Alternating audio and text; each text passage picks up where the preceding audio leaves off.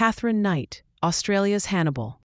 Katherine Knight, the name itself conjures images of unimaginable horror. She earned a chilling moniker, Australia's Hannibal Lecter. In 2001, Knight was arrested for a crime so brutal, so depraved, it shook the nation to its core. The murder of her partner John Price was just the beginning. She didn't just kill him. She stabbed him repeatedly, skinned his body, and attempted to serve his remains to his own children. A stew of human flesh, plate set for a family dinner that would never be. Katherine Knight became the first Australian woman sentenced to life in prison without parole. Give a like and subscribe. Leave a comment. By all accounts, Katherine Knight was a skilled meat worker, but beneath the surface lurked a darkness few could comprehend. She was known for her volatile temper, a short fuse that ignited with terrifying speed. Those who knew her saw glimpses of the monster within.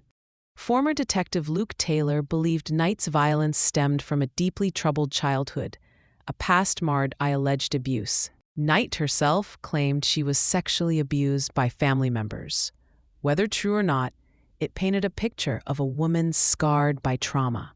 Her relationships with men were consistently turbulent, marked by violence and control. A pattern of destruction followed her like a shadow. So many warning signs, yet none were heeded, Taylor later lamented.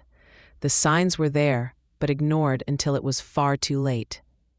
Even as a child, Katherine Knight displayed disturbing tendencies.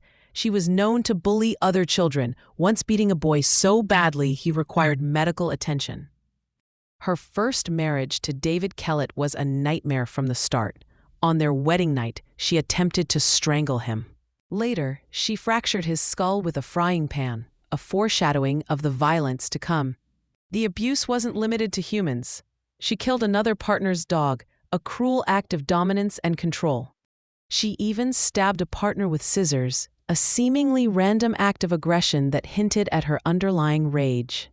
Former Detective Taylor put it bluntly, she was a horror movie in the making, a chilling assessment of a woman spiraling out of control. To outsiders, the relationship between Katherine Knight and John Price seemed nothing out of the norm. A facade of normalcy masked the darkness within. But behind closed doors, the violence escalated.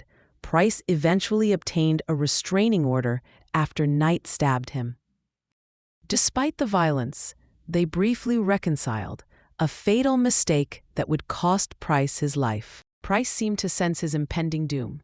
He warned his co-workers to call the police if he didn't show up for work, a premonition of the horror to come. March 1st, 2000, a date forever etched in the annals of true crime. Neighbors alerted police to bloodstains outside Price's home. What they found inside was beyond comprehension. Price's mutilated body lay in pieces, a scene of unimaginable carnage. Knight was found nearby, passed out after taking pills, a failed suicide attempt after committing unspeakable acts. Price's skin had been meticulously removed, hanging intact from a meat hook, a macabre trophy of her depravity. His decapitated head was found boiling in a pot on the stove, a grotesque parody of a family meal. Slices of Price's flesh were baked with vegetables, a culinary abomination prepared with chilling precision. Plates were set at the table, each bearing the name of Price's children, a final, devastating act of cruelty.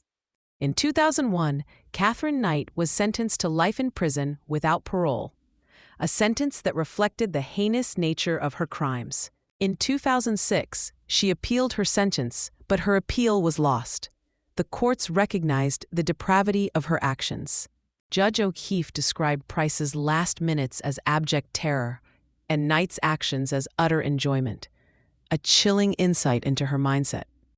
Knight stabbed Price 37 times, each strike a testament to her rage and hatred. Katherine Knight remains incarcerated at Silverwater Women's Correctional Center, a living reminder of the depths of human depravity. Her case serves as a stark warning, a cautionary tale of the darkness that can lurk within. The story of Katherine Knight is more than just a true crime case. It's a chilling exploration of the human psyche. It forces us to confront the uncomfortable truth that monsters exist. And sometimes they walk among us.